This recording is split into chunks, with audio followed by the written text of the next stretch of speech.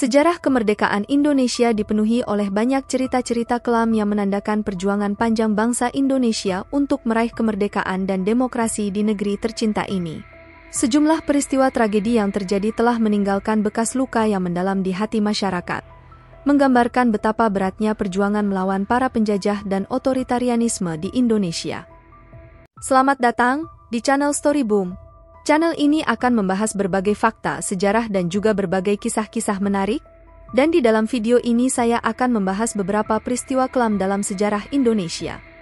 Inilah beberapa peristiwa kelam yang pernah terjadi di Indonesia yang mungkin masih membekas di hati masyarakat sampai saat ini. Peristiwa 10 November 1945 di Surabaya. Pembantaian 10 November 1945 di Surabaya terjadi setelah proklamasi kemerdekaan Indonesia 17 Agustus 1945. Pada tanggal 10 November, pasukan sekutu datang ke Surabaya dengan tujuan merebut kendali dari para pejuang Indonesia yang sudah menguasai kota tersebut.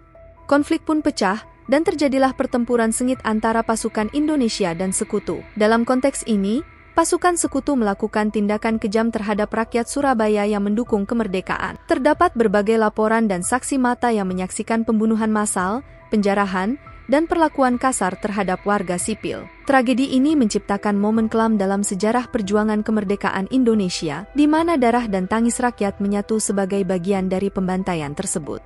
Peristiwa ini menunjukkan tantangan sangat berat yang dihadapi Indonesia dalam merebut kemerdekaan dari penjajah. Tragedi Tanjung Priok pada tahun 1984 merupakan kejadian berdarah di Pelabuhan Tanjung Priok, Jakarta. Pada tanggal 12 September 1984, pasukan keamanan membubarkan dengan kekerasan sekelompok massa yang sedang melakukan aksi protes dan unjuk rasa. Massa tersebut menuntut reformasi politik dan ekonomi di Indonesia. Bubarnya aksi tersebut tidak hanya berakhir dengan pembubaran, tetapi juga terjadi tindakan represif yang sangat keras. Pasukan keamanan melakukan penembakan terhadap para demonstran, mengakibatkan banyak korban jiwa dan melukai banyak orang. Tragedi ini menimbulkan kecaman di dalam dan luar negeri terhadap pelanggaran hak asasi manusia dan kekejaman yang terjadi. Tragedi Tanjung Priok menjadi salah satu poin kritis dalam sejarah perlawanan terhadap rezim Orde Baru di Indonesia. Peristiwa ini menciptakan ketakutan dan trauma dalam masyarakat, dan masih diingat sebagai momen kelam yang mencoreng sejarah perjuangan demokrasi di Indonesia. Tragedi Mei 1998 adalah serangkaian kerusuhan dan kekerasan yang melanda berbagai daerah di Indonesia pada tanggal 13 hingga 14 Mei 1998. Kejadian ini berawal dari ketegangan sosial dan politik yang memuncak akibat krisis ekonomi, ketidakpuasan terhadap rezim Orde Baru, serta isu-isu etnis dan agama. Selama peristiwa ini, kerusuhan dan kebakaran merajalela di sejumlah kota, menciptakan pemandangan yang mencekam. Toko-toko dirampas, rumah-rumah dibakar, dan serangan terhadap kelompok etnis tertentu meninggalkan luka yang mendalam dalam masyarakat. Terdapat laporan tentang kekerasan seksual dan pembantaian yang melibatkan etnis tertentu. Tragedi Mei 1998 menciptakan suasana kekacauan dan memaksa Presiden Soeharto mengundurkan diri. Kejadian ini juga menciptakan kerangka baru bagi Indonesia, dengan munculnya era reformasi politik dan perubahan signifikan dalam tatanan politik dan sosial. Meskipun momen ini penting dalam proses demokratisasi, tragisnya peristiwa tersebut dan bekas luka yang ditinggalkannya masih menjadi bagian penting dari sejarah modern Indonesia. Konflik di Poso, Maluku, dan Papua menciptakan luka mendalam di dalam sejarah Indonesia. Setiap wilayah ini menghadapi konflik horizontal yang kompleks, seringkali berkaitan dengan identitas etnis, agama, dan politik. Seperti konflik di Poso, Sulawesi Tengah, terutama berlangsung pada awal abad ke-21.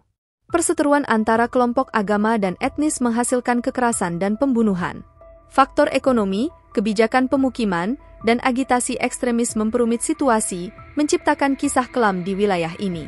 Selanjutnya Provinsi Maluku mengalami konflik agama antara tahun 1999 dan 2002. Pertentangan antara kelompok Muslim dan Kristen menyebabkan ribuan orang tewas dan puluhan ribu kehilangan tempat tinggal. Konflik ini melibatkan pergeseran demografis, pengungsian massal, dan teror. Dan konflik di Papua, yang juga dikenal sebagai Papua Barat, melibatkan perjuangan kemerdekaan dan otonomi. Pertentangan antara pemerintah Indonesia dan kelompok separatis Papua menciptakan kisah kelam yang berlangsung selama beberapa dekade. Hak asasi manusia, kebebasan berekspresi, dan ketidaksetaraan ekonomi menjadi isu sentral dalam konflik ini. Setiap konflik menciptakan luka yang mendalam, memengaruhi kehidupan sehari-hari masyarakat dan menciptakan tantangan dalam upaya rekonsiliasi dan pembangunan.